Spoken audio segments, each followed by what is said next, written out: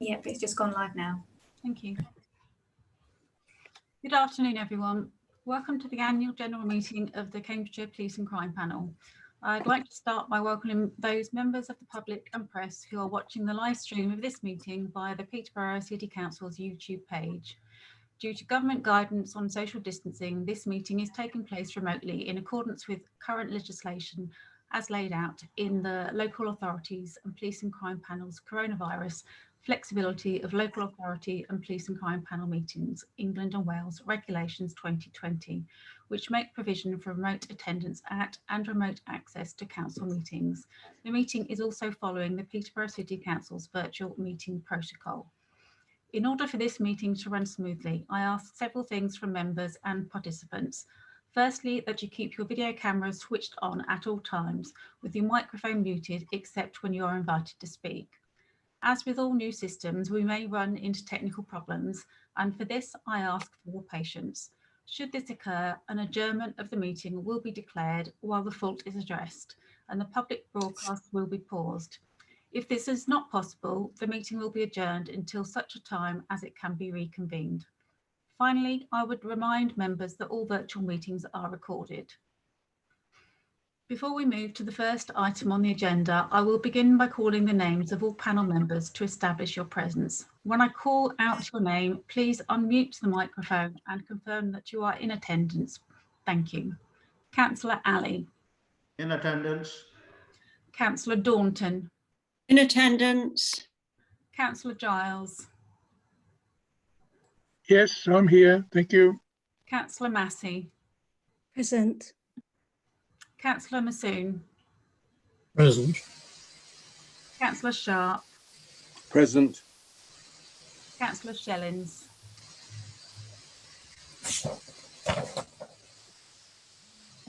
Here. Councillor Warren. Present. Councillor Wigan. Present. And independent cooperative members, Claire George. Here, thank you. And Edward Lee. Present. Thank you. I will now move on to the first item on the agenda, which is the appointment of the chairperson for the Cambridgeshire Police and Crime Panel. In accordance with the Rules of Procedure, Section 2, election of chair and vice chair shall take place annually at the annual meeting. Can I therefore ask the panel if there are any nominations, please? Please raise your virtual blue hand to indicate that you wish to speak. Councillor Alley, you were first. Can I nominate Edward Lee as the chairperson? Everybody else is nodding. Yes. Oh, and Councillor Sheffield, just looking at the hands, okay. You happy to second the nomination? I'm happy to second it, yes. Okay. Any other further nominations? No? As there are no further nominations, can I ask if any member objects? Can you raise your hand, please? I see no formal objections, so can I therefore ask that Edward Lee take the position of chairperson? I now hand over to you, Edward Lee, for the second item on the agenda of election of a vice chairperson. Thank you. Thank you, Jane, and thank you, panel members, for your vote of support. I'm honoured to continue to be in a position of chair, and I'd like to nominate Councillor Sharp to continue as vice chair. If someone would like to second that, please. Yes, I'll second that. I have seconds from Councillor Massey and Daunton. Yes. Okay. Are there any other nominations for vice chair? No, and no objections to the action of Councillor Sharp. Thank you. Well, then I'm very happy to welcome you as continue as vice chair, Councillor Sharp. Thank you. Okay, thank you for that. So moving on to item 3, apologies for absence Jane? Yes, we have Councillor Walwalk, Councillor Tierney and Councillor Bywater. Councillor Massoon is here as his substitute. Thank you. And declarations of interest from members, please.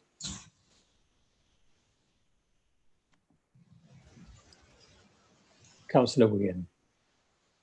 Yes, thank you, Chair.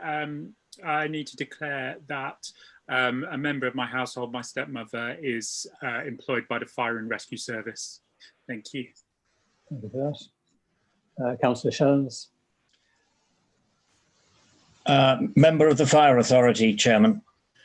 Thank you. Indeed, so am I. Thank you. Thank you, Councillor Giles. No more declarations of interest? Okay, thank you. Moving on to item 5, minutes. We have minutes from 2 previous meetings. Do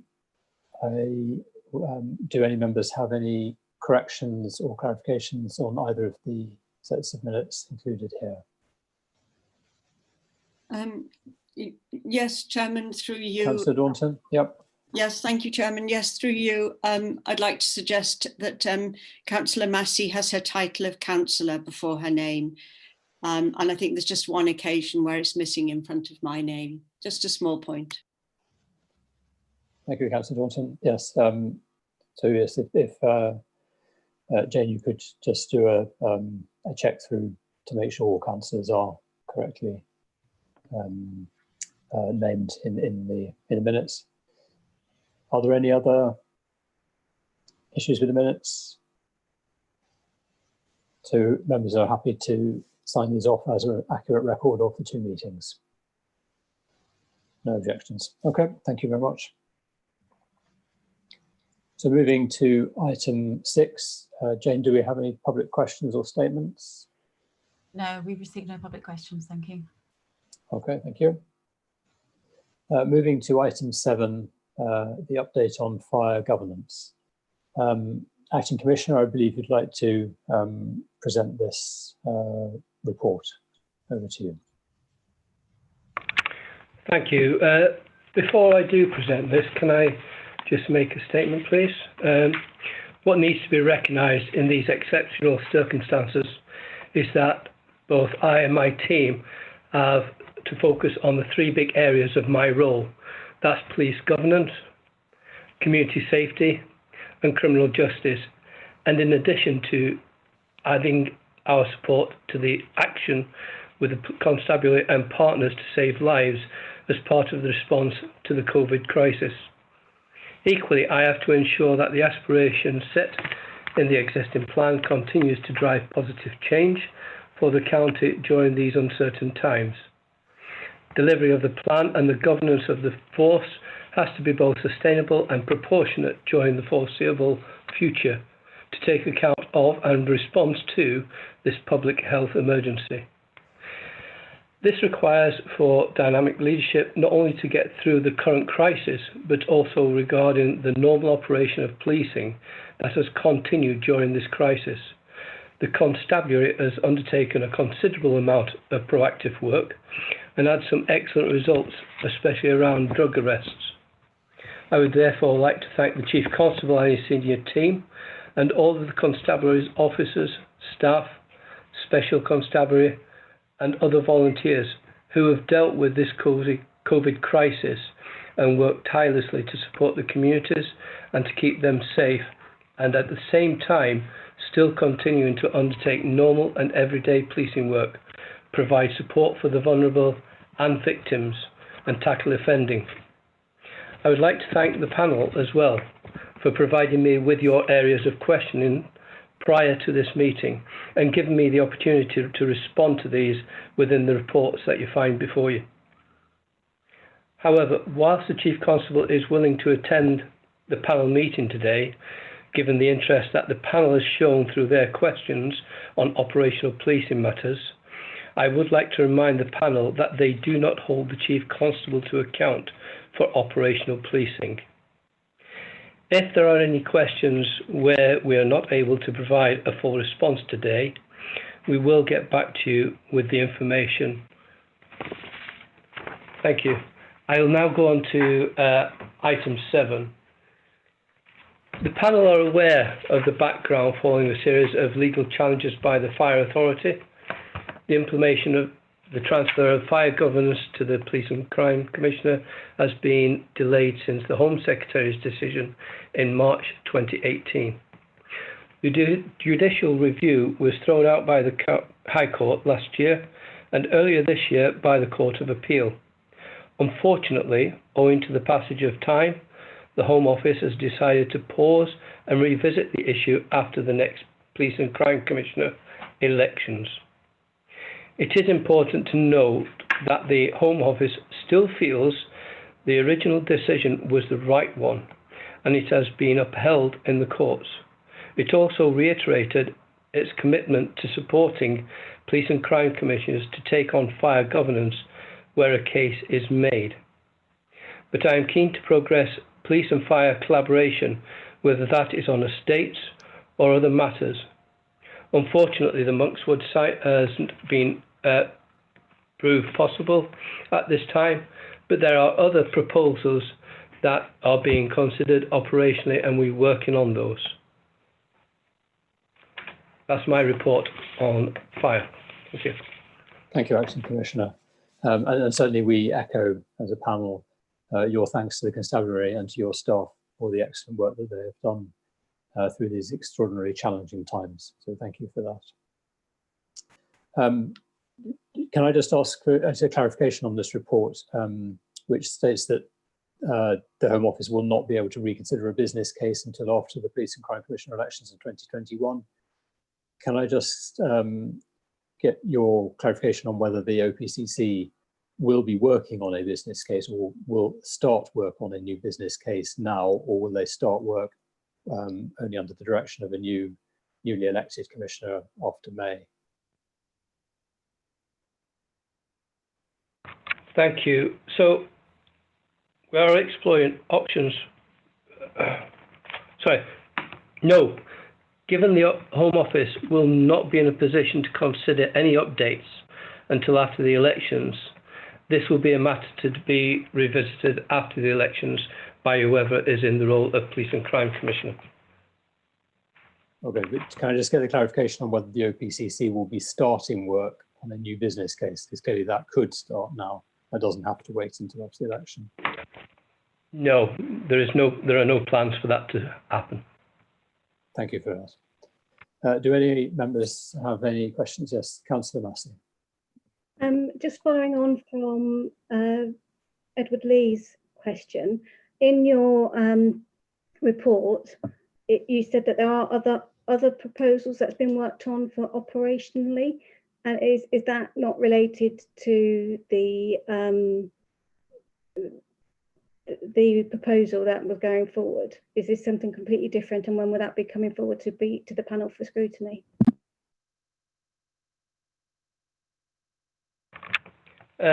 We will be collaborating with the Fire Authority on a number of items moving forward as they come up.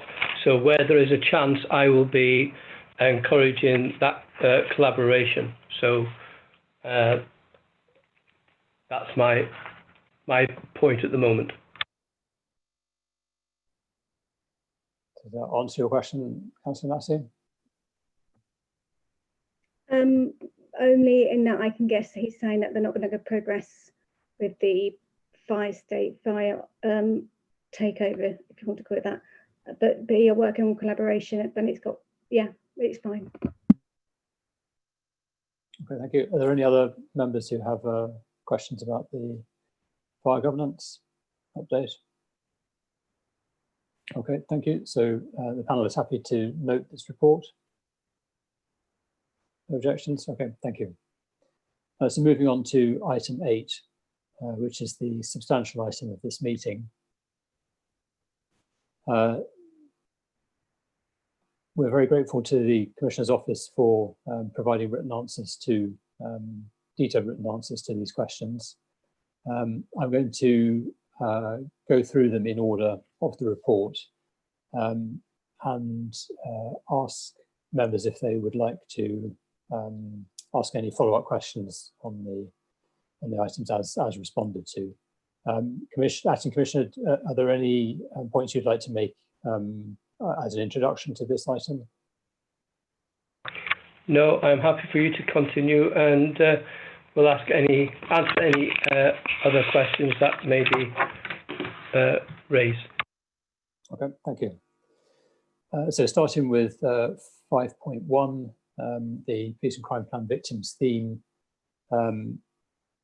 Are there any questions, follow-up questions relating to the questions that were asked under that item? So this was about Think Communities, victim services and so on. Councillor Massey. I have got a few, so I just want to make sure. So the first one's actually. Sorry, somebody's got a microphone on. Sorry. Continue, Councillor Massey. I think that's Better.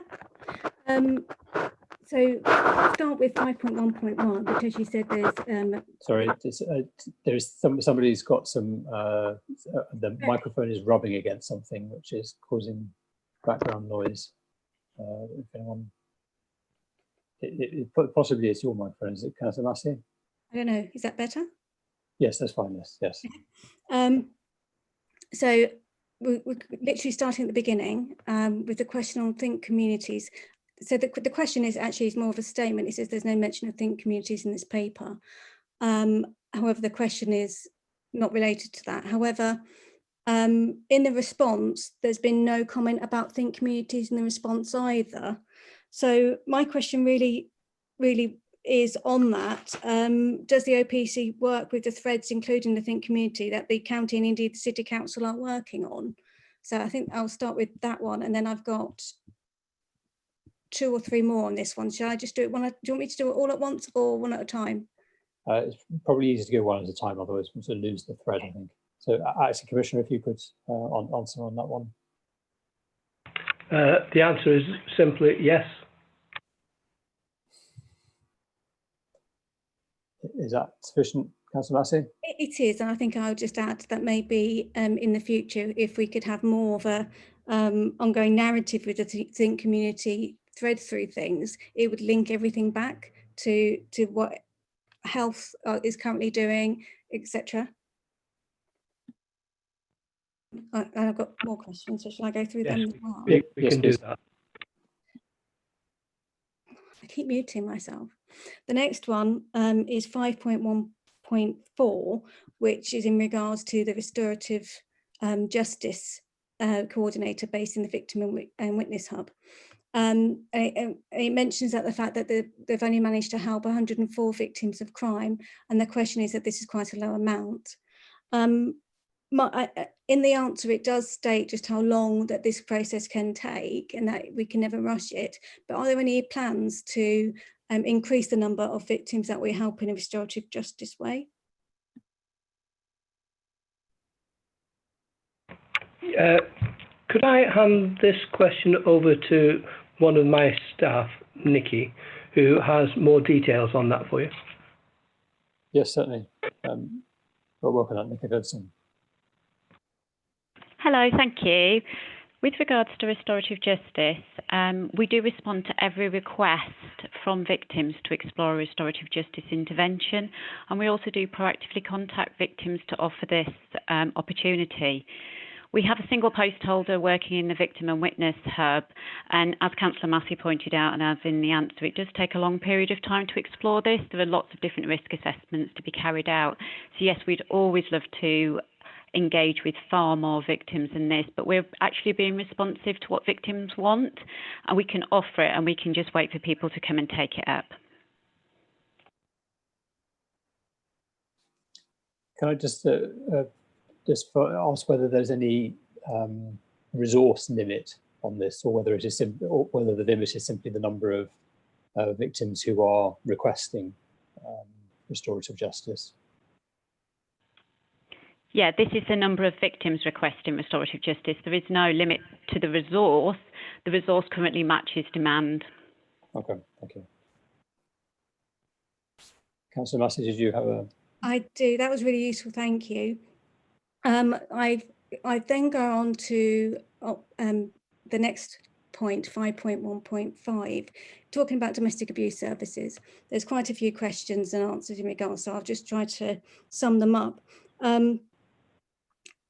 Basically, we know that the funding has been reduced, and I think the question is asking, how can we, is there going to be another option to be more funding to be reallocated to continue this important work? And the answer that's given is that we're supporting the local authority to develop an offer which manages the risks with the anticipated significantly reduced funding envelope. So this tells me that the answer is no, there isn't any extra funding. So I think I'm just asking a plea again that, you know, domestic abuse and all the services really is very, very key and vital, particularly given the number of domestic homicide reviews that we get in this area. And so can we not please do our best to find funding to keep the level of support as needed as it is, as opposed to just accepting a lower funding pot? Can I say I believe that domestic violence is something that we should support wholeheartedly. And actually, I'm going to hand you over to Nicky again, who has more information. Thank you, Commissioner. I think we absolutely agree with you. We want to ensure that the amount of funding going in to support victims and survivors of domestic abuse remains constant or even increases in future years. There is a finite pot of resources, and we're doing our very, very best to bid for additional pots of funding from central government. And in fact, in the last 6 months alone, we have secured £623,000 additional for domestic abuse and sexual violence in the county of Cambridgeshire, which is really positive news. We are working really hard in partnership to develop what is called a core model of support services, which means every single victim will have access to a support service. We also look at an enhanced element of that model as well, which is where we bid for additional funding. The way that we commission domestic abuse services in Cambridgeshire is we do it in partnership, and that involves funding streams from lots of different agencies, mainly obviously statutory agencies, and also our third sector bring funding in together. And we are looking at different ways of ensuring we can secure the current provision and enhance it as well. Thank you, Nicky. Sorry, Councillor Massey, did you have any further follow-up on that?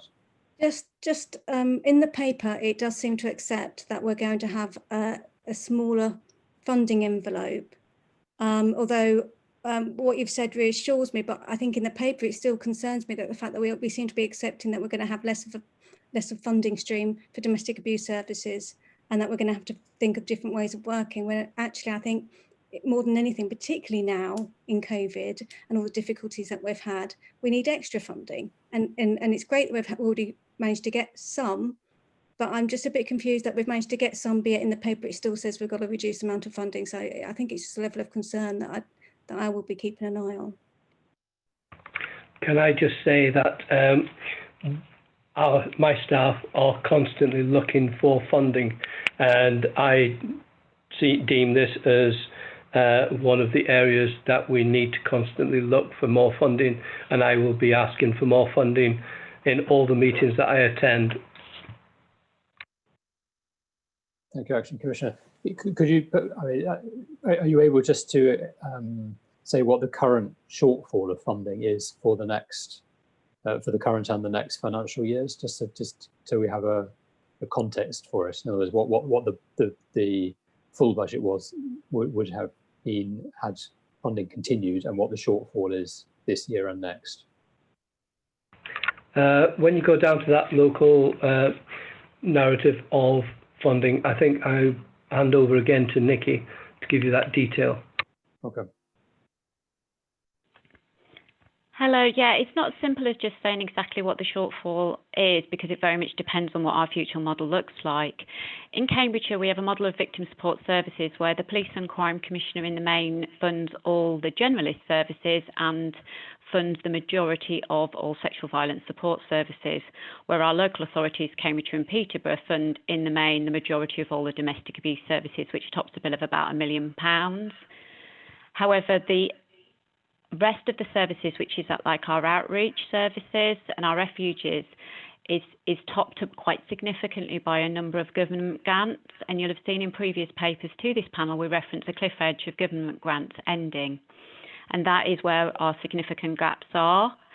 And what I couldn't do is give you a figure at the moment of what that exactly is, but what I can tell you is it's about surrounding our outreach services that our gaps are going to be emerging. Right. Thank you for that clarification. That's very helpful. Councillor Massey, did you have anything further on that? No, that's all from me. Okay. Are there any other questions from members on this particular section to do with the section 5.1, the victims theme report? Okay, so moving on to 5.2, Police and Crime Plan Victims Theme Performance Report. Questions, any follow-up questions on the items under 5.2? I'm not seeing any hands. Oh yeah, Councillor Massey. It's just a point of clarification. 5.2.2, the question is, what is CARA? Because the report referenced CARA went live in January, and the answer is caution and release abuse. So I think my point is we just need to be a little bit careful using acronyms, because it takes a little while for if we're having to go back and ask what it means. So I just wanted to point that out.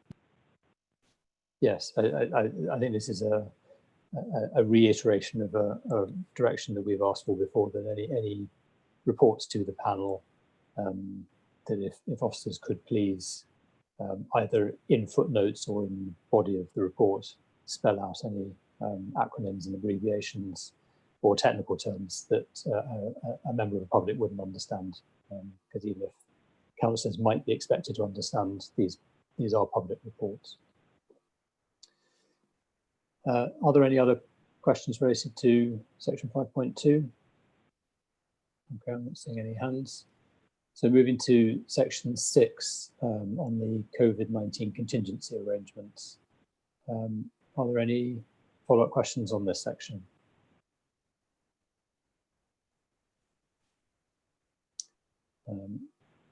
No, okay. Moving to section 7, the offenders theme, OPCC and broader partnership support. Are there any questions from members on this? Follow-up questions on this section?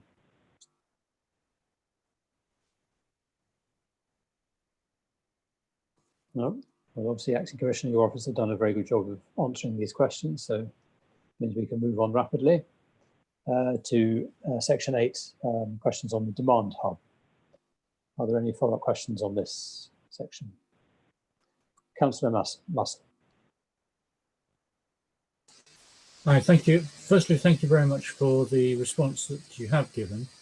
But can you just give members some assurances that officers in the IMU are being supported, and give examples of how possible errors are being addressed, given that, and this is the important bit, even one error could have a significant impact on investigations and subsequent prosecutions.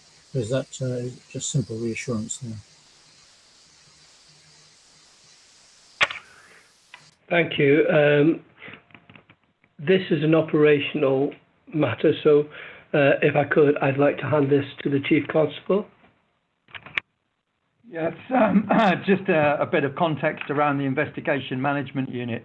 So the Investigation Management Unit comprises of around 35 staff and 10 PCs and some about 3 or 4 supervisors within that Investigation Management Unit.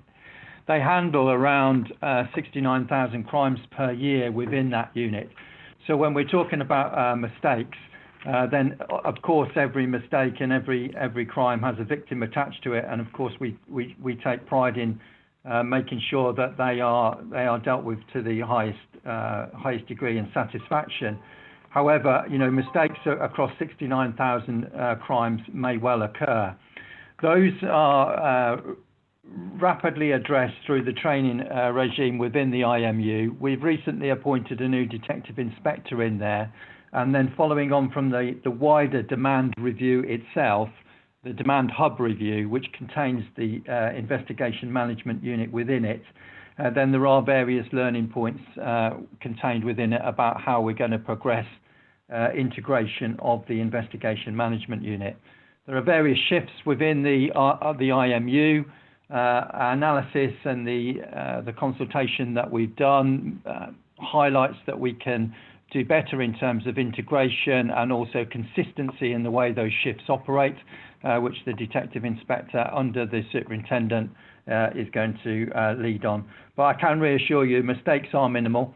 They are treated with the utmost seriousness, and a review and screening process is quite extensive within the investigation management unit to ensure that the 69,000 crimes per year are dealt with. We roughly deal with around 250 incidents, crimes per day through that unit, and the quality and assessment of those happens on a 24-hour rotation basis. So I have to say the performance of the IMU in terms of keeping that QA and linking Q down, when you compare it to other Athena forces, Athena is the actual system we use within the crime management unit, is remarkably good compared to other Athena units, where their crime queues sometimes amount to several thousand. So to get it down to 250 to deal with today's crimes today is a remarkable achievement from the officers within the IMU. Thank you very much. That's very helpful. Thank you. Are there any other questions on this section? Okay, so moving to section 9, questions on community safety. Are there any follow-up questions here?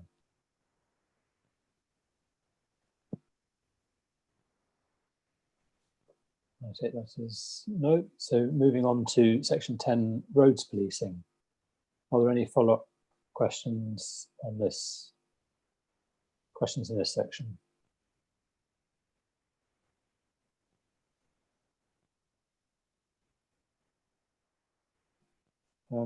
Did a member have a question about roads policing funding?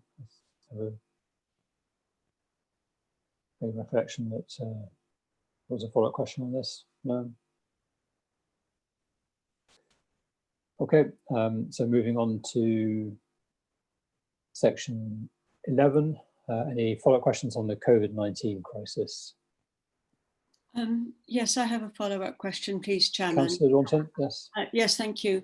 So 11.1, the question asked about the short and the long term. So I was hoping for a little more reflection on long-term planning as a result of the pandemic, given that we're likely to have some form of virus with us for quite a long time. I don't know if the Assistant Commissioner or the Commissioner or the Chief Constable could comment further on longer term planning. Thank you. I think I'd like to hand again over to the Chief Constable, as this is mostly operational. Yeah, thanks, Commissioner. Yeah, certainly in terms of the short term, we have done a number of reviews of our response to COVID to implement best practice, and also not just linking with look internally, but also across the partnership. So as I described before, we work across the agencies under the Strategic Coordination Centre, a range of partnerships under the Local Resilience Forum. And one of the main streams of that work and of that format is a recovery angle. That recovery angle is led and co-chaired by Joe Lancaster and Liz Watts from Huntington District Council and South Cambs District Council, respectively. And we're an active part as a constabulary with that recovery process. In addition, through the last few days and last few weeks of the increase in anxiety and reporting across Peterborough, we've also had some government officials come in to review the processes, not only of the SCG, but also long-term in terms of our recovery. And the initial feedback of that is quite positive. As an organisation, as a constabulary, then we're linked into the national work under the National Police Chiefs Council. There is a member of staff and a small team dedicated to looking at the long-term effects of COVID across policing nationally, and we are linked in to that research. And then again locally, early next month, we're holding a recovery workshop here at headquarters to look internally at the constabulary and our response and our recovery out of COVID. And part of that is with Her Majesty's Constabulary of Inspectorate Fire and Rescue to ensure we have some independence over what we are doing. So we've implemented a number of steps already about making our premises COVID secure. We're looking at agile working as we have done throughout the COVID and lockdown period. We've looked at different methods of, for instance, tactically interviewing people, bringing people into custody, making sure that through the criminal justice system that we can control, we have a good handle on it. And the performance of the organisation has been remarkably good during that period, which is a credit to my officers and staff. So I suppose in the short term, in answer to your question, yes, we're looking at it in detail so that we can learn as we proceed through this. And longer term, we're linked in not only internally, but also externally with our strategic partners across the county. Thank you. Can I just come in here, please? Yes, of course. First of all, I'd like to say how incredibly proud I am of the Chief Constable and his senior staff for their leadership over this period and the continuing leadership. But I'm also very proud of the force. And actually, if you look at the levels of sickness and isolation, I know you've been given this before, but it was planned about 30% would be off because of COVID or isolating. It's been a lot less than that. And I think that's because of the dedication of the constabulary and the way that they've adapted their working practices. And I don't think we could have asked for any better. So my thanks to all of them. Yeah, Thank you. Echo that. Are there any other questions on this to do with the COVID-19 management? No. Okay, so moving on to section 12, questions around stop and search. Councillor Massey. Yes, thank you. I've got two questions, but they both relate, so I'll ask them both together if that's okay. Mm-hmm. So the questions that I asked was in regards to the Black Lives Matters campaign and protests in Cambridgeshire and Peterborough, which was very successful, very thought-provoking, and the police acted amazingly well. But my question was in regards to how to make sure that the police do not behave in any behaviour that's in a racially motivated way, in particular stop and search, etc. Now, the answer was quite interesting in that it said that decisions had already been taken place between the Office of the Police and Crime Commissioner and the Constabulary on how the OPCC can learn from the Constabulary's current stop and search scrutiny arrangements, with a view to the Acting Commissioner having an independent scrutiny group with a wider remit on the integrity issues such as stop and search complaints. Now, this is really interesting to have that kind of scrutiny group, and I'd like to know more about that. But second of all, what is the role of the Independent Office for Police Conduct within that? Because they are another level of scrutiny on top. And my second question is, I asked to that date, how many racially motivated complaints have been made against police officers in the past 5 years? And I actually wasn't given a number. So I just was hoping that I was going to get that number today. Thank you. Thank you. In relation to the group that I'm on about, I have been talking to the Chief Constable, and I'm satisfied that he has measures in place to keep our communities safe. However, the discussions that we have between my office and the Constabulary is how we can have an independent scrutiny group with a wider remit on integrity issues, such as complaints, which aims to achieve greater transparency, community involvement, and to make sure that there's transparency in everything that we do. The aim of this group will be to achieve greater transparency, community involvement, and bring the community perspective into these areas, and for the group to be representative of the communities that the constabulary serves. There is a need to understand to the extent of local concern a truly independent group which communities should have confidence in. It is hoped that this will help restore the trust, bring about improvement in policing, and make sure when something does go wrong that we learn from that, and that where things have gone badly and it damages confidence in both police and the community, that we can overcome this and make sure that it doesn't happen again. The IOPC is independent. They assess the severity of any allegations and who should be investigated, any of the complaints. It is not for the Chief Constable or for me to decide who investigates. The IOPC take on those investigations and can undertake the investigations themselves, or direct the force to investigate under their supervision, or for the force to investigate anyway.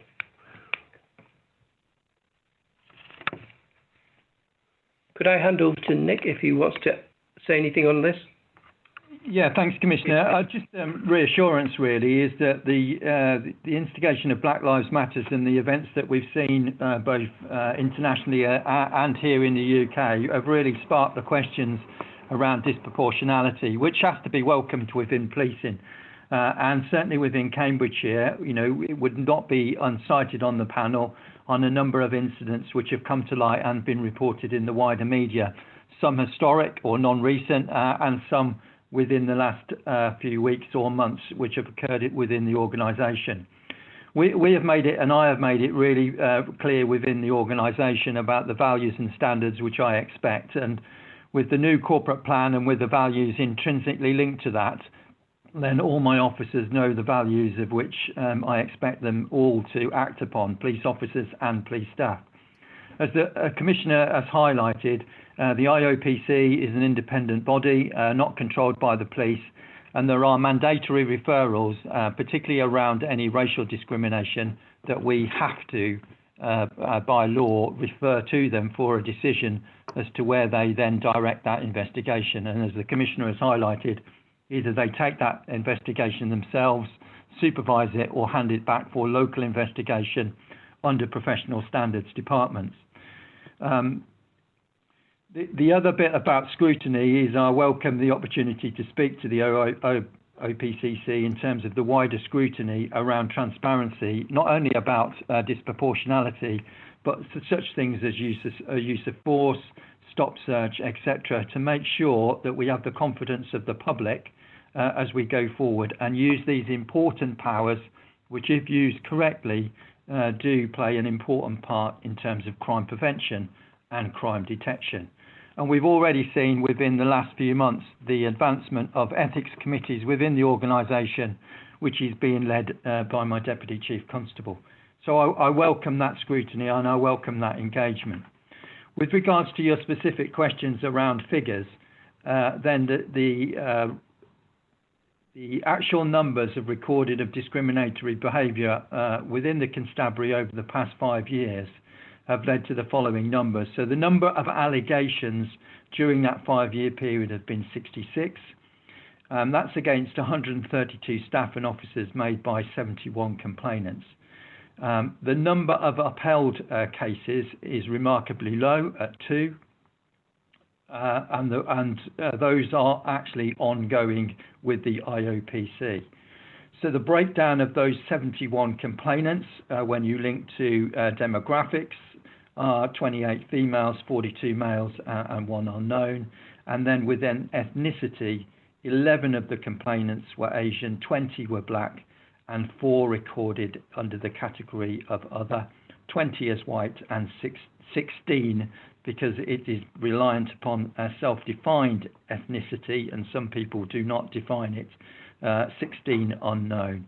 So hopefully that answers the specific questions about numbers, which was a question which was asked as part of this panel. Thank you, Chief Constable. Are you able to put those figures in any context relative to the most similar comparable forces? Chair, unfortunately, I'm not at this present in time, but I could do that research and report back to the panel at a later stage. I would say that we do monitor the cases through the collaborated unit of the Professional Standards Department, and we are certainly not an outlier in terms of the complaints raised, not only in terms of disproportionality, but also in terms of the wider complaints against my officers and staff. Okay. Is this reported somewhere that you can simply point us to, so we don't require you to do work to get back to us? Yeah, I could find out the exact reference point where you could do that research, and I'd be happy to oblige with that. Thank you very much. If we could note that as an action point. Can I just come back? Yes, Councillor Massey, yes. In regards to my question about the independent group, I mean, it's good, but my question is, where have you been talking to the IOPC? Because they've also been doing quite a lot of work in this area. And rather than reinvent the wheel, have you had any conversations with the IOPC about what work they're doing? And my second question will be, so from what I understand, unless it's a high profile case, most matters, it will have to be self-referred from the police to the IOPC if it's severe enough. And so my question really is, how many of those are not classed as severe enough and therefore don't get investigated by the IOPC, but gets investigated just by the force itself? Chair, can I answer that, Commissioner? First of all, that we do talk to the IOPC regularly, and myself and the Commissioner were on a call to our regional lead, who actually is quite local in Cambridge, only a few weeks ago, just to understand the IOP's position, and especially in light of the Black Lives Matters and the disproportionality issues which have been raised nationally, then the IOPC are taking a more intrusive look. But actually the clues in the title, they are independent. So it would be unwise for us to negotiate or to join together with the IOPC about any scrutiny panel. Our scrutiny panels are made up from local communities rather than the IOPC. Of course, we can learn good practice, but more important for me is that we police by consent. We police this county by consent, and the people and the public who live, reside, or work within the county should have an understanding and an opportunity to scrutinise their local police rather than an independent organisation of a national status. With regards to categories of crime or categories of allegations, there are mandatory categorisation of things. However, it doesn't depend upon the seriousness necessarily.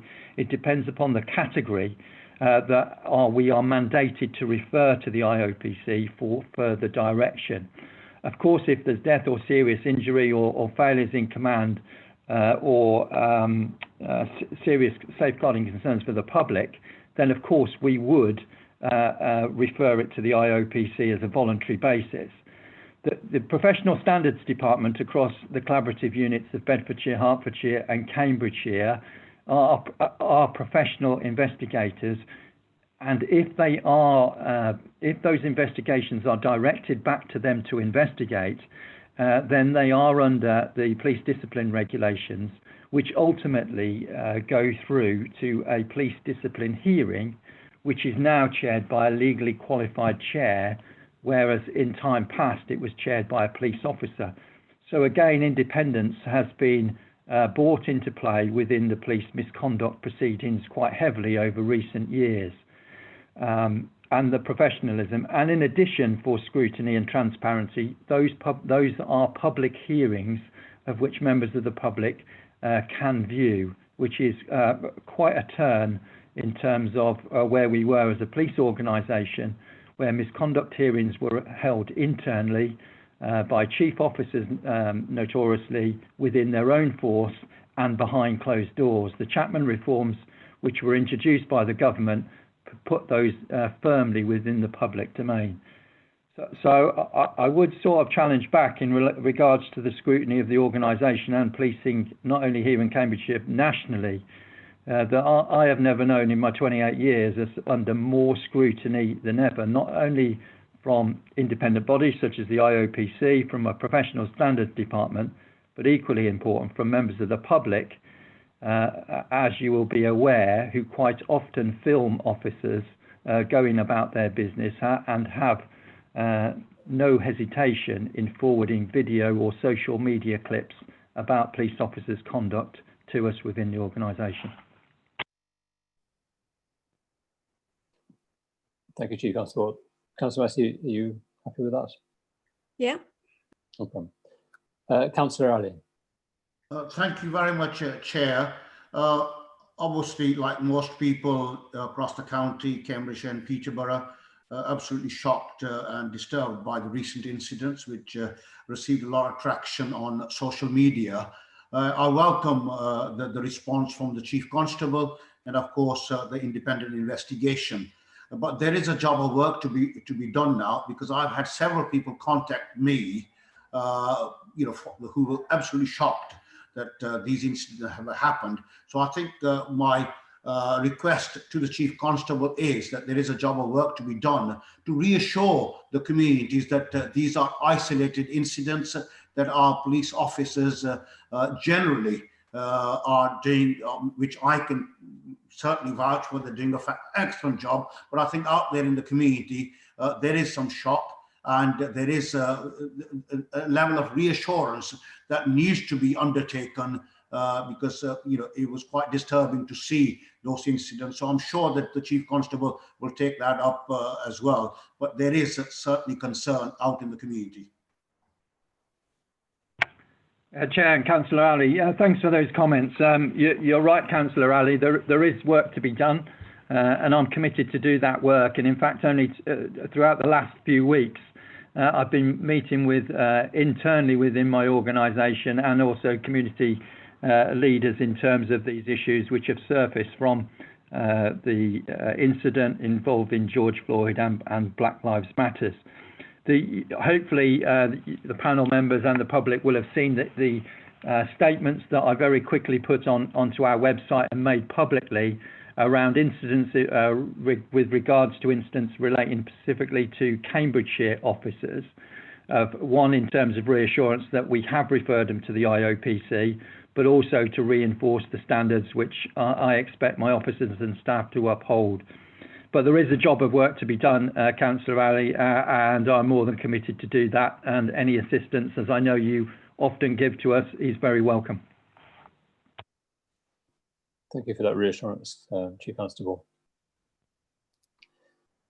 Are there any other questions on either this section or the next on complaints? Okay, so moving on to section 14 then, Southern Policing Hub. Are there any follow-up questions relating to this? The consultation on the new Milton hub is ongoing. But are there any further questions on this? Yes. Councillor Massey, yes. Just thank you, and thank you to all for understanding when I had to request for a further meeting of Cambridge City Councillors for the briefing on the consultation, on the basis that the meeting that was scheduled was actually on the same day as our full council, which finished at, I think it was 10:30 at the end.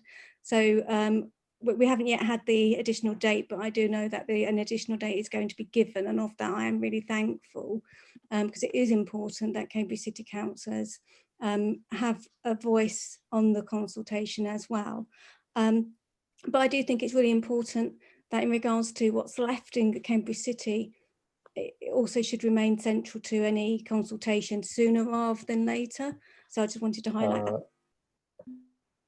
Have we, did other people miss the end of that? Do you want me to repeat? Could you just repeat the end? I don't know whether it was just me or whether so just the final bit was in regards to what's left in Cambridge City for the police station that's going to be remaining.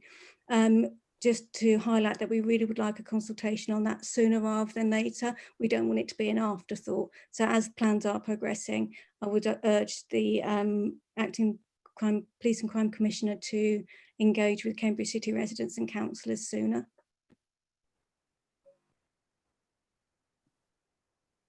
Acting Commissioner, did you have a response on that? Hello. Yes, I can tell you that there will be consultation on what is going to be in the city centre. So you will be consulted on that. And I have been out with councillors consulting on the new Southern Police Hub as well. Thank you. Could you just, for the benefit of the panel, just tell them what the date that the current consultation will end, if they haven't already participated? If you just bear with me, I think we have the date here. I'm not too sure.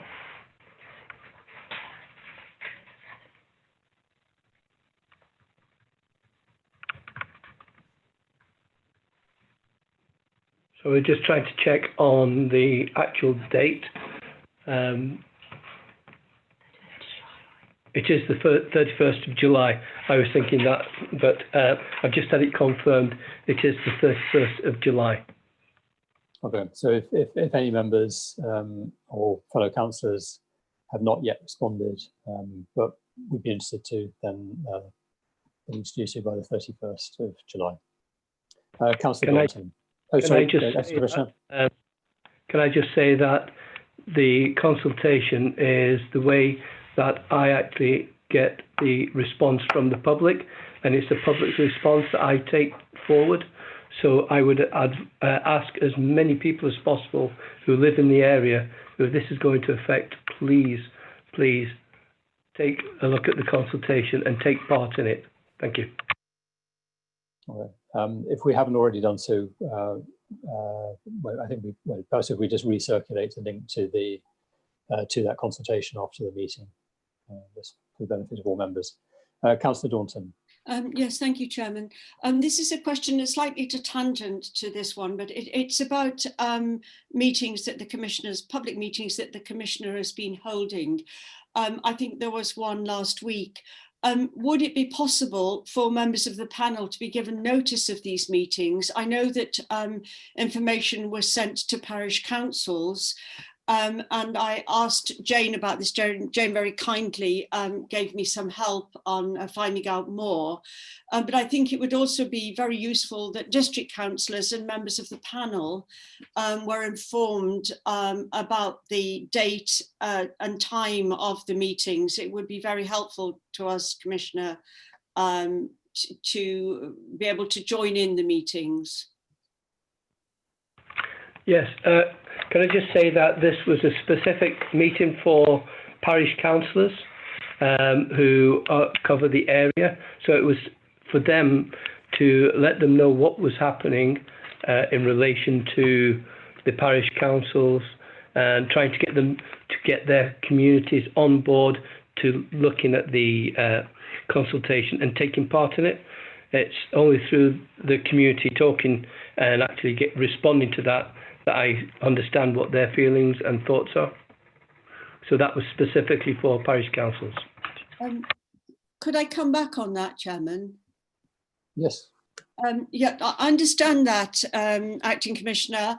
It would just be helpful, though, even if we are not invited, to know that these meetings are taking place, because when we go to parish councils, if it's known that we're a member of a community safety partnership or a member of this panel, it's assumed that we know that these meetings are happening, whether or not we're specifically invited. So just to be kept informed that the meetings are happening. Yes, these meetings are actually on the website, but I am happy to let you know when any are happening within the future. Thank you. Can I suggest that if Jane, if you could liaise with the OPCC to circulate a link to the consultation and dates and times of any future meetings online discussions or whatever that have been organised just for the benefit of all panel members. Okay, are there any other questions relating to the Southern Policing Hub? No. Okay, so I think that brings to a close that particular item, unless there are any questions that people have remembered. Okay, so is the panel happy to note this report? No objections? Okay, thank you. So moving on to item 9, the decisions of the Acting Police and Crime Commissioner. Acting Commissioner, are there any decisions that you wish to introduce? No, I'm happy for you to just move on with this. Thank you. Okay, thank you. Do members have any questions on any decisions in this section of the agenda? Councillor Massey.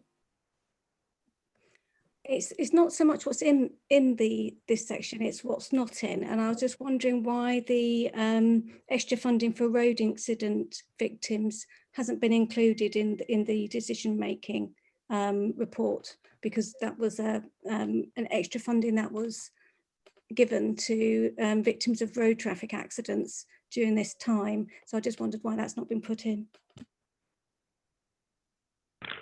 Yes, could I hand this over to Nicky from my office, who has some information on that? Thank you. Councillor Massey, can I just clarify, do you mean the additional grant that we gave recently, or rather than the standard one? No, it's the additional funding that was given this month. Yeah, we don't do a decision notice for every single grant. They're all covered in a main grant, a grant decision-making notice that's done annually. Okay. Okay, thank you. Acting Commissioner, I just had one question of clarification, if I could, on the Sexual Assault Referral Centre. The report is quite of the bidding process is quite hard to follow.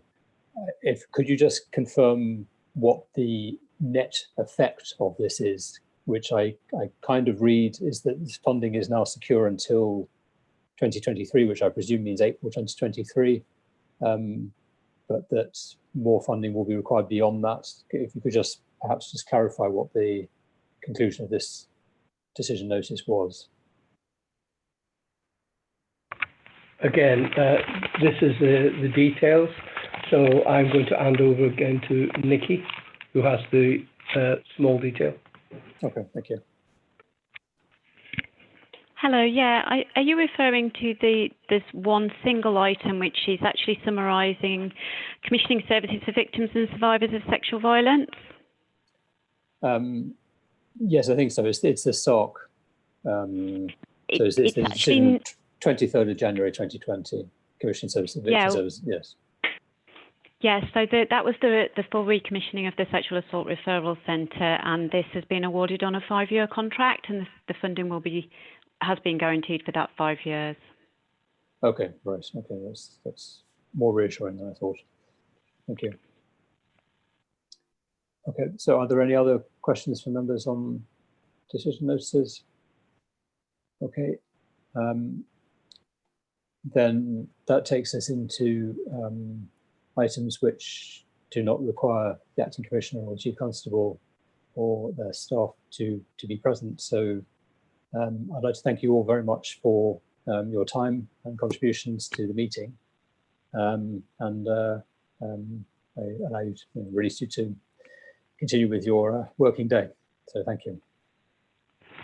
Thank you. Can I just say thank you very much for inviting me, and the Chief Constable. Thank the Chief Constable for his input today, and the members of my staff, and thank the panel for their cooperation.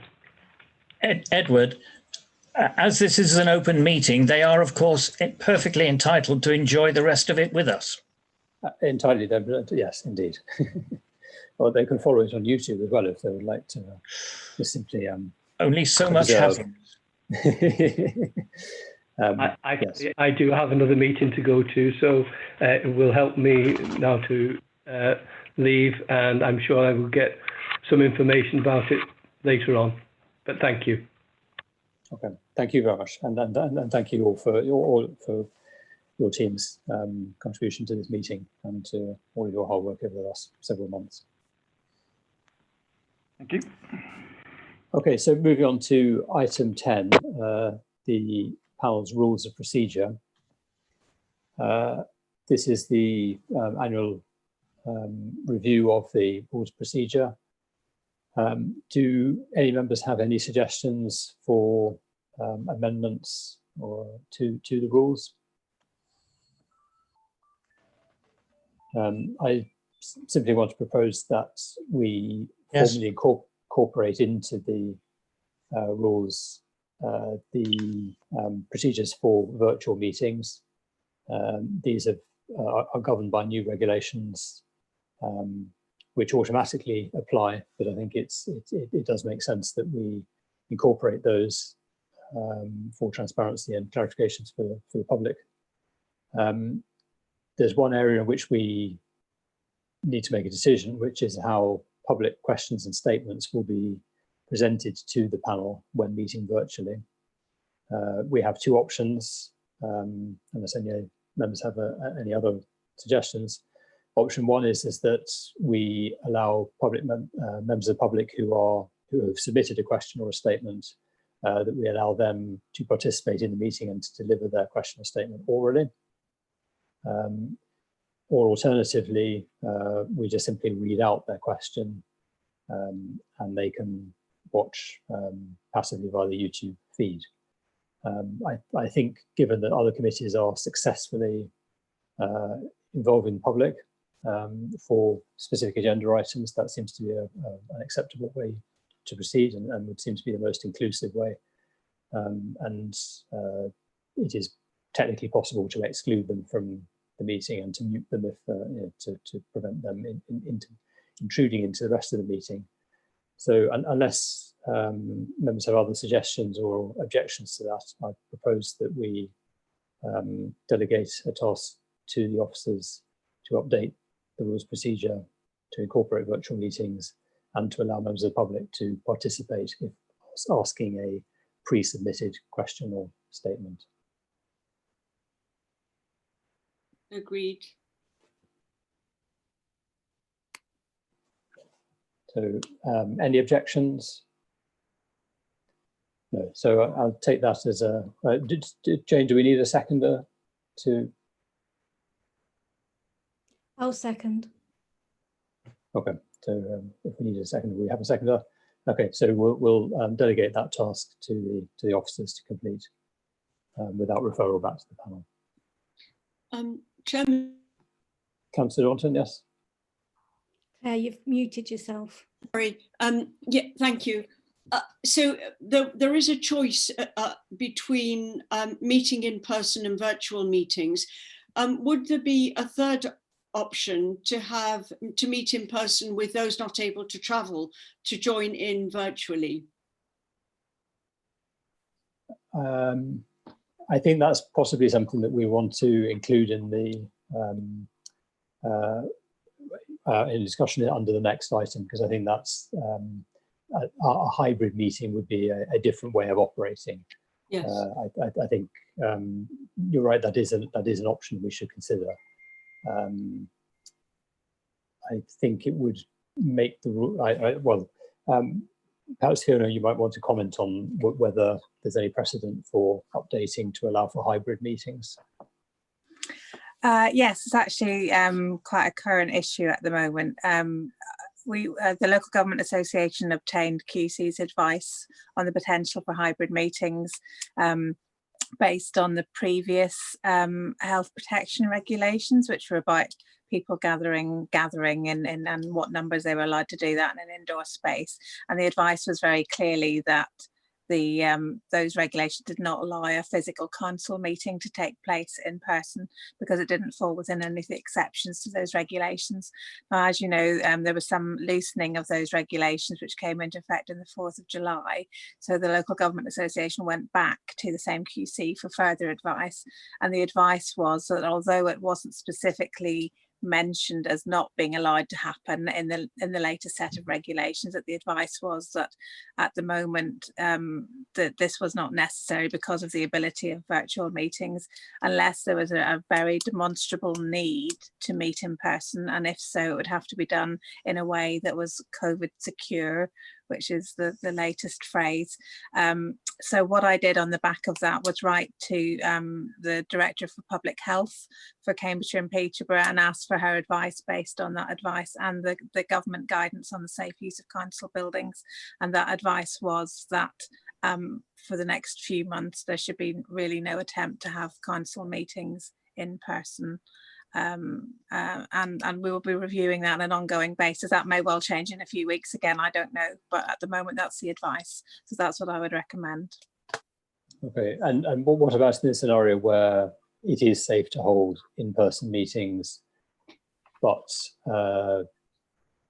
perhaps maybe there's an alternative to using substitutes, that we give members the option to participate remotely?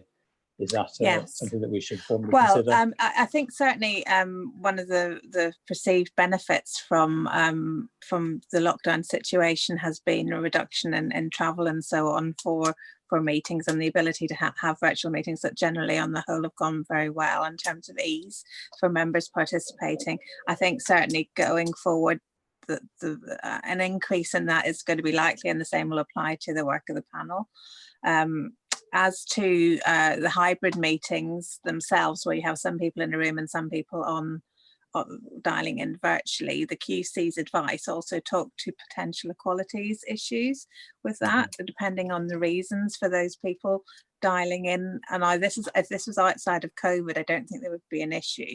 But if the reasons for people only being able to join virtually are in relation to particular health issues based on or particular equalities reasons, then he said that there were equalities issues that needed to be examined in further as to whether or not that was a level playing field for people participating in a meeting. So that's something that needs a bit more exploration, I think. But I certainly it's nationally it's a big issue at the moment about how we would do this going forward, and hybrid meetings are being much touted, but again the advice is not yet.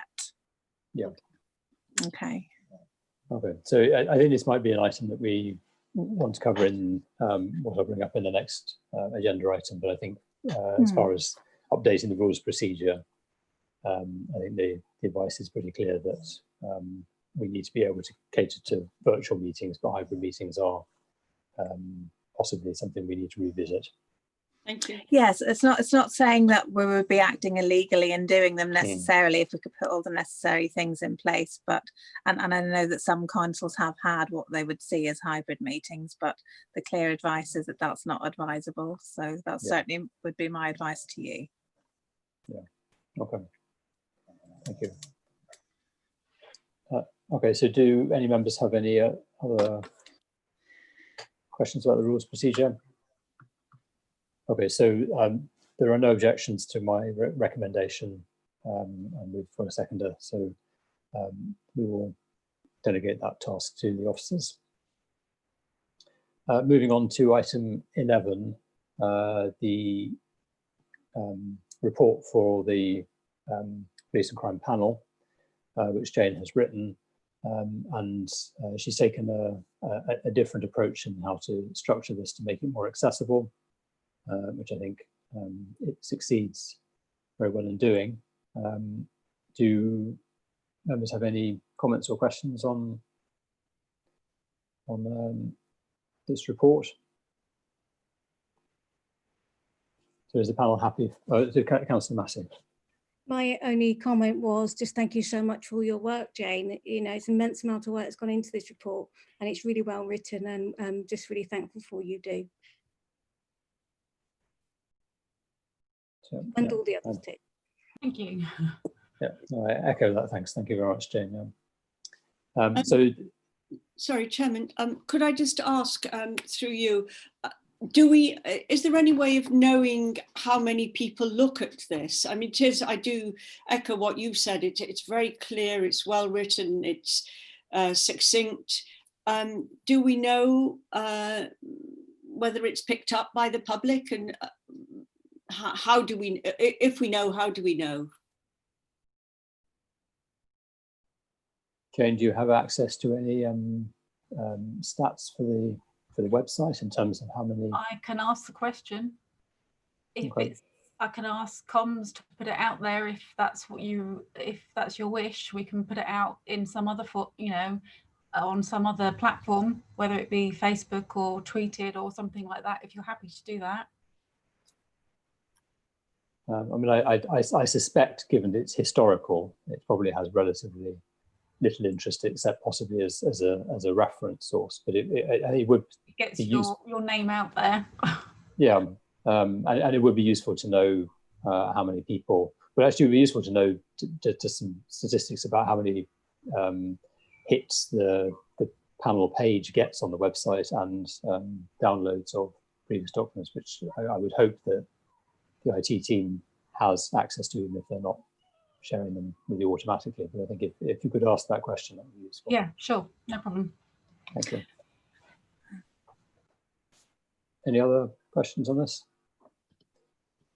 So on the back of this item, I would like to suggest that I think now would be a good opportunity for the panel to review how it operates in terms of how it commissions reports, how it does background research, how it uses its budget, and how we organise training, briefings, potentially site visits, and do our agenda planning. And to that end, I'm going to suggest that we ask the officers to bring an item to the next meeting, setting out the terms of reference for a task group and a time frame for it to do some research and to report back to the panel at a subsequent meeting. And so in the meantime, between now and the next meeting, can I ask all panel members, if they support this, to submit suggestions for the terms of reference, any ideas, good ideas, good practice that you've observed elsewhere, and other practices of other panels, for instance, what your feelings are about member allowances, whether members should or should not be paid allowances using the budget that we have. So it's at the moment, it's really just throwing it open to panel members to make suggestions between now and the next meeting. But in the first place, do I have the support of the panel in tasking officers to come back with an agenda item for the next meeting, setting out the terms of reference for a task group to review how the panel works? Yeah. Councillor Massey. My thought process is could we not get the task group set up and going before the next meeting? Or would that just be far too difficult because we haven't got the terms of reference? Or maybe if we just give a deadline for the terms of reference, and then at this meeting we could select the members of the task group, and that way then by the time the next meeting, when would that be? Is that October or November now? Well, we have 2 dates. We'll come to that in a moment, but we have 2 dates, one in September and one in October. Yeah, because it would be good to be able to come to, certainly by September, if not October, to come to some sort of conclusion. And I'm just worried that if it takes forever to get the task group up and running, that we're not going to make a decision before next year. Yes, that's a fair point. Some of the issues that we're contending with, one, we don't have all the members present on this at this meeting. So I think we need to make sure that other members are actively involved in this process. So we need to give them time. We also have August between now and then, and this is likely that even if members aren't going away on holiday, they're likely to be taking some downtime, well-earned downtime. So it probably isn't, even if we were to try and start now, I don't think we'd make much progress until September. I always understood that anybody not at a meeting was automatically on any subgroups. That encourages attendance. That's a very good point, Councillor Shannons, but we probably can't do that without giving them warning. Councillor Daunton, you had a contribution. Yes, it was really a variation of Councillor Massey's point. I think it would be really helpful. You've just given a very good summary, Edward, of what we might be considering. And so I think it would be really helpful if Jane could send us that summary.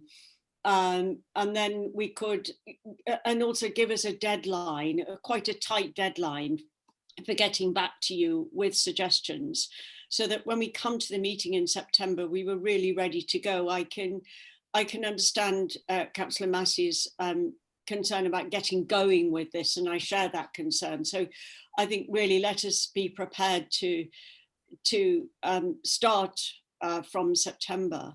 And I don't know whether we could, whether Jane's note to us could suggest names being put forward for the task group. Yes, certainly. I mean, along with suggesting items for the terms of reference, we'd also be asking for volunteers to be on the subgroup, on the task group. Councillor Shannons, you're muted at the moment. Councillor Shannons, you're still muted, I'm afraid.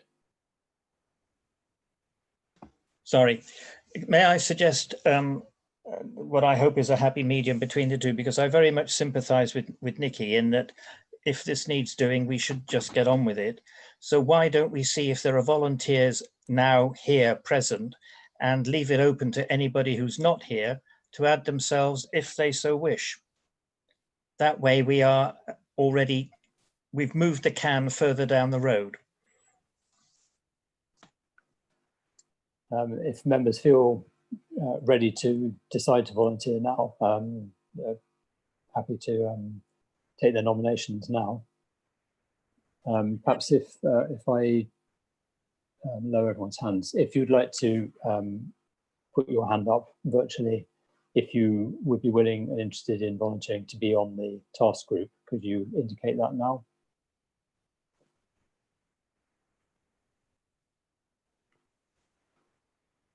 Okay, so we've got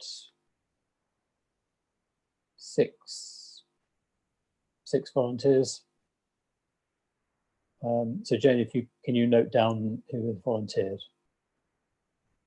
So that's Councillor Massey, Councillor Wiggin, Councillor Warren, Councillor Sharp, Claire George, and Councillor Daunton.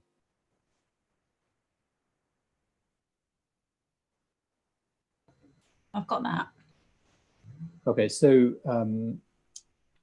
I suggest then that, yes, as Councillor Jones has suggested, we put it to the members who aren't present to invite them to join too, and then we go to the meeting, to the next meeting with a list of names and the terms of reference and a time frame which potentially could be agreed by the volunteers before we actually formally create the task group, and that means it sort of hits the ground running. And if we have Jane's helpful list, some thinking could be done over the summer and possibly some informal notes passed around various members. Indeed. I say this as someone who has not volunteered, you understand. I can set up an informal Zoom meet to have a quick discussion on how we want to take that forward. Yeah. Okay. Fiona, are you happy with the way that we're arranging this? Yes, it's fine for you to do this sort of preparatory work now, and then we'll come back and ratify it all at the next meeting. That's fine. Okay. Okay, so I'll share my notes with Jane, and if anyone else has any immediate thoughts in terms of the terms of reference, or if you decide you'd like to volunteer, you didn't indicate that now, please let Jane know sort of this week, and then we'll circulate something next week. Okay, so moving on to just keeping track of time. Yeah, item 12, which so I need to scroll back to the beginning of my notes to get that. So this is the membership of Frontline Consulting. So we pay an annual fee to Frontline to be part of their sort of support network. For that, we go to a meeting. It's 2 a year, isn't it, Jane? Where we're the local, the regional meeting. Yeah, we have a regional one, and then we have a conference as well, and then we also have their running support throughout the year too. Yeah, and for that we pay £500, which I think is reasonable value for money for the support we get. Our panel members happy to support a renewal of that membership fee? Yes. Yes. Yeah. Councillor Massey, you were just indicating your support. Okay. Again, I can make the additional comment that I think because we've had the stability in membership this year, any training that we would normally get from Frontline, I would hope would go further in depth rather than the initial training that you get when you first start. But because quite a few of us have been here 1, 2, 3, or maybe even more years, I think it would be worthwhile having an intense course, maybe. I absolutely agree with that, and think that should be made clear to Frontline before they do their preparation for the next course. Of course, we don't know how many members will change at the next election. We have county elections, and we but have that's all not elections that's not until that's not until next year. We're talking about in the meantime. Well, we don't currently have any training booked between now and then, but that is something that we could consider. Would members like us to arrange a training session between, well, before the end of this year, I suppose? I think that would be useful, and given that the last training session it touched base on task groups, task and finish groups to look at different things, and we didn't really progress much on that, but we perhaps could, and so maybe have them to come back to talk to us about how we would do that and how it would be feasible given the number of committees the rest of us are normally on. Yeah. So one idea is that we ask Frontline to do a session with the task group that we've just talked about, to give them some guidance and pointers, and maybe we could integrate that into a longer training, more in-depth training session. Yes, I would support that, Chairman, that something specific for the task group, and yes, just exactly what you said. Yeah. Okay, so could I just have a show of hands for who would be interested in a more in-depth training session before the end of this year? If you use your blue, the virtual hands, just so because I can't see everyone's faces at the same time, unfortunately. Okay, so I've got 7, 8 names. So I've got Councillor Massey, Councillor Wiggin, Councillor Warren, Councillor Ali, Councillor Shellens, Claire George, Councillor Daunton, Councillor Sharp. It's unanimous. Okay. So yes. Okay. So and I suppose if we're going to do that, we should probably aim for that to be as soon after the next meeting as come, and we'll decide on that date in just a moment. So we'll come back on that one. Chairman, could I just make another point relevant to this? In relation to the conferences, if they go ahead, they're likely to be virtual. One of the things that I found in the last conference, which was really invaluable, was just the meeting and talking to members of other panels, the informal conversations. Now, clearly, we can't do that so much on a virtual at a virtual conference.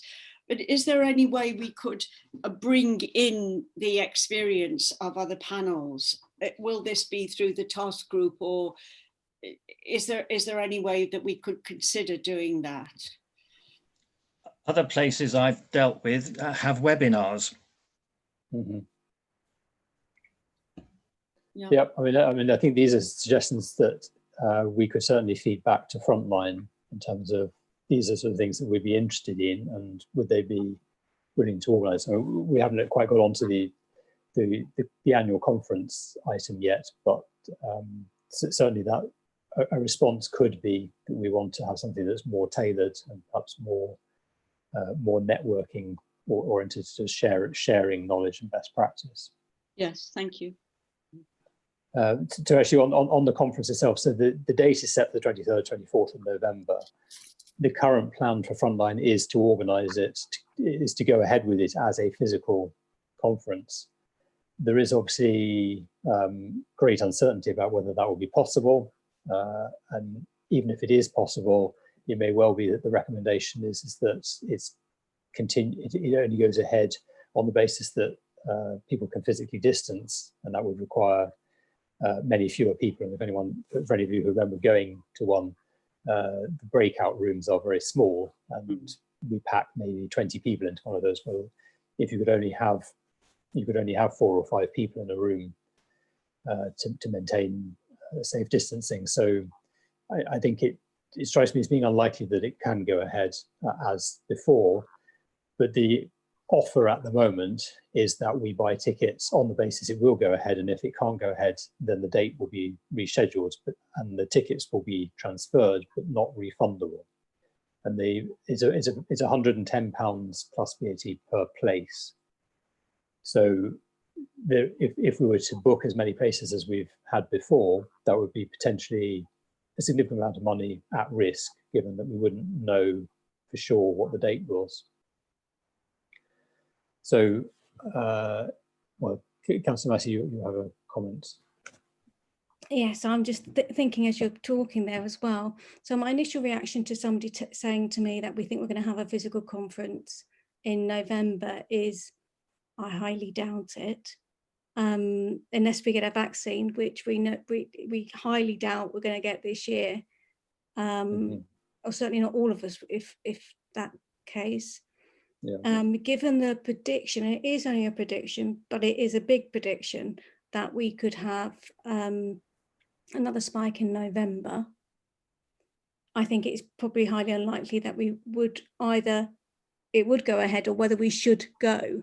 In addition, don't forget, this is not just something that's happening locally. This is lots of people coming from around the country. You can imagine that, can't you? That would be a complete and utter nightmare in regards to infection spread. I would be interested to see why they couldn't do something virtually, because you can have breakout rooms in Zoom and Teams and all the other Skype and all the other virtual conferencing. And so as Councillor Dawson said, you could still have the breakout room, so you can have a conversation with other councillors, and you could still have those mini sessions, which is the mini sessions that really we got a lot out of, because that's when you do find out about best practice and what other places are doing. So I think we should go ahead, but I think we should definitely urge them to consider a virtual option should we not be able to do it physically. But obviously that would be slightly less money for them anyway, because they won't have to book the rooms, the venue. They won't have to feed us, because we'll be feeding ourselves. So you would think it would be a much cheaper option in any case. Councillor Shallons? Presumably, if we came knocking on the door closer to the date and said we've got 3 more people who want to come, they would not turn us down. So I would suggest that we book a token number of people and then see what happens as we get closer. Yeah, because the venue and that is already booked. Is what they're saying. It's booked. It will change date, and presumably, if it's not going ahead in November, they'll change the date again, and so on. So what I'm asking, I guess, is that do I book 2, 3, 4 places, and it rolls and rolls and rolls, and we have so many people that want to go, instead of normally there's sort of 6, 8 of us that go. Do I book 2, 3 or 4 places now, and then, like Councillor Shellens has just said, nearer to the time, if more can go, then obviously I'm sure they're not going to say no if there's places available. then obviously we can go to them and say, yes, more people want to go. But my question is really to the panel is, do you want me to book any places? And if so, how many would you like me to book? I suggest 3. Okay, so that 3 is a suggestion. I mean, the alternative is that we go back to them and simply say, we think that they should organise a virtual conference that would be more inclusive and that can go ahead on that date. But at the moment, they come back to me saying it's booked. Well, I assume that they can cancel and maybe there was suffer a financial loss, but that's kind of their lookout in not taking out insurance, but that's not our responsibility to support them in that situation. Could we find out what other panels are doing? I have asked if they obviously haven't filled up their criteria because they had a date for earlier in July that we had to respond by, and I haven't done. Yeah. I've explained why, because our meeting's not until today. But I can ask other I can ask our Bedfordshire and Hertfordshire and ask them what they're doing if you wish. And then if they've booked, I book 3. If not, then I not book any. I can send an email. Could we have a show of hands for who would be interested in going to the conference on the 23rd, 24th of November, if it goes ahead with all of the uncertainty in terms of how COVID would be? So if you could just indicate whether you would be interested in going, please. Chairman, I could only do 1 day because I've got audit and accounts on the 2nd day, and as I'm chair, I really ought to be there. Right. Well, actually, it is only actually a 1-day event. The 23rd is we don't normally go to the first day. That's an evening. Yeah. It's people who are staying overnight who basically have a meet up the day before. So the 24th is. In that case, I can't go, Chairman. Okay. So I've got 5. So councillors Massey, Daunton, Wigan, Warren, Sharp have indicated that they would be interested in going on that on the 24th of November.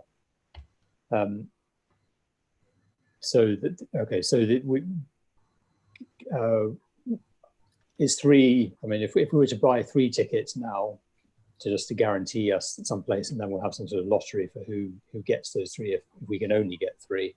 Yeah. Or should we pay more, or should we not and ask them to organise a virtual conference? Shall I do 4 places and ask about virtually at the same time? Yes. Yes. Any other suggestions? Okay. So yeah. So I think let's ask the question first about what their contingency plan is, and also if they have an alternative date already lined up, so that we can just check. Did you get the names of the members who are interested in going? No, but that won't matter because that they can change, so it doesn't matter about the names. No, I was just thinking that if people are actively wanting to go now, it would be worth knowing whether they can also make an alternative date if that is known. If you pick your blue hand up, I'll quickly take the names down. Okay. So it's councillors Massey, Daunton, Wigan, Warren, Sharp. Got that, thank you. Okay. And obviously, if there may be other members who aren't present who may be interested, or even substitutes who may be interested. Okay, so we're agreed that we will confirm what the arrangements are. If they are going ahead with the 23rd, 24th, then we'll book 4 places and then transfer as necessary. Yep, certainly. Councillor Wien, did you have a question? No. Okay, so let's move on to the next item, which is the meeting dates and the agenda plan. So we currently have dates set for, sorry, oh, yes, sorry, I got the right agenda.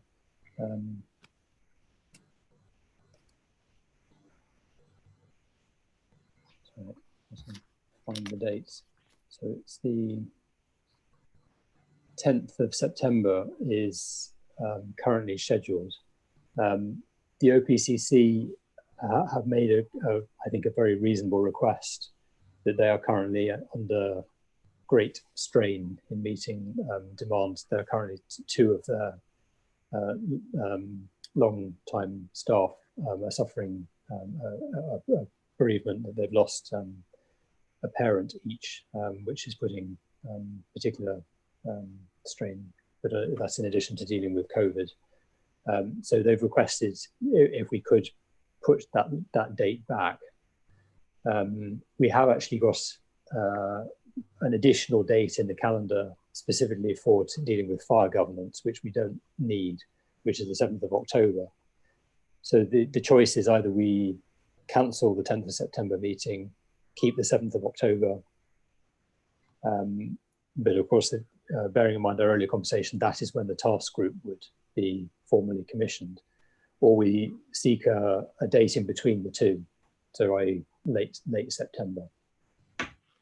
Could members, Councillor Massey, you have a comment?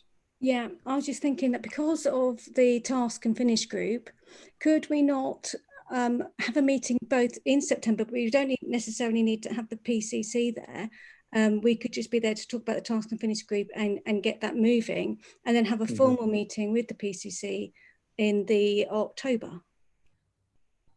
Can I come in there, if at all possible? And I don't know whether it is. It's an inquiry to have to make. If I could get Frontline, say 10th of September or a date near there, to come in and do the intensive course with the task group, or with everybody else that wants to be there as an add-on, well, virtually, or however it would work, for the beginning of September, and then use the October as the meeting date, and we can work with both those dates, but we use the OPCC on the 7th of October.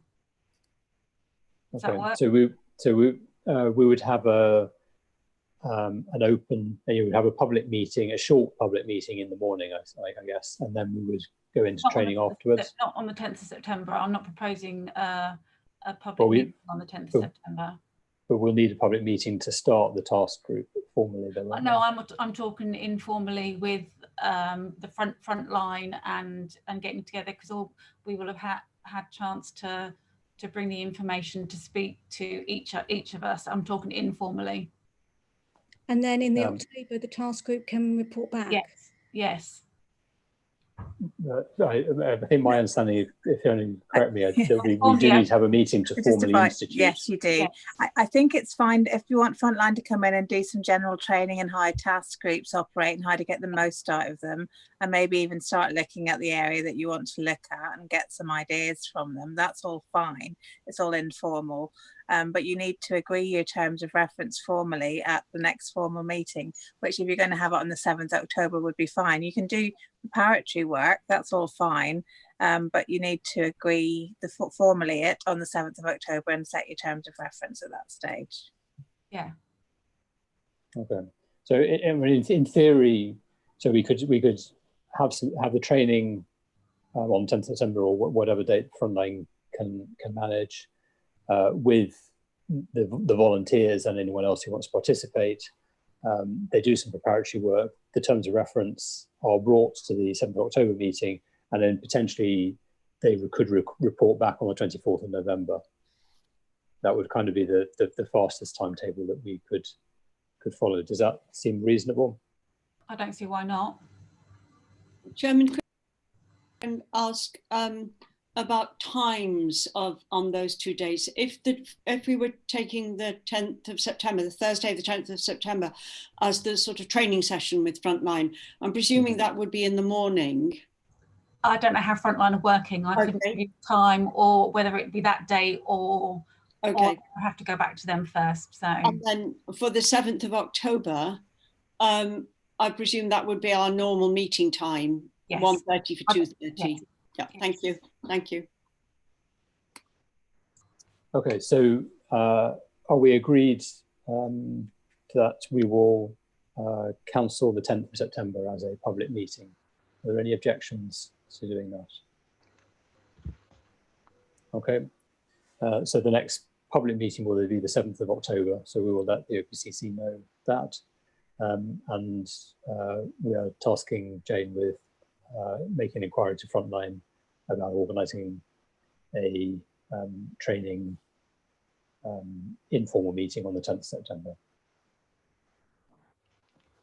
Chairman, I realise that we're near the drag ends of this meeting, but I'm afraid I have to go. Yep. Before you go, or do you have any comments on the budget, which is the very final agenda item, our own sort of outturned report? Nothing. Okay. Okay. Do any other members have any comments on the outturned report, item 14? Sorry, Chairman, I just want a quick question on the meeting on the 7th of October. Should we assume that meeting is a virtual meeting? I think for now, yes. Jane's nodding. Yeah. Thank you. Yes. Thank you. Yeah, sorry, Chairman, back to your the budget.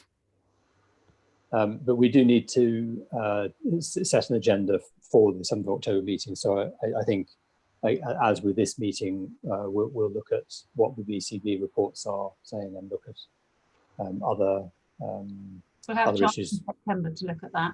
Yeah. Okay.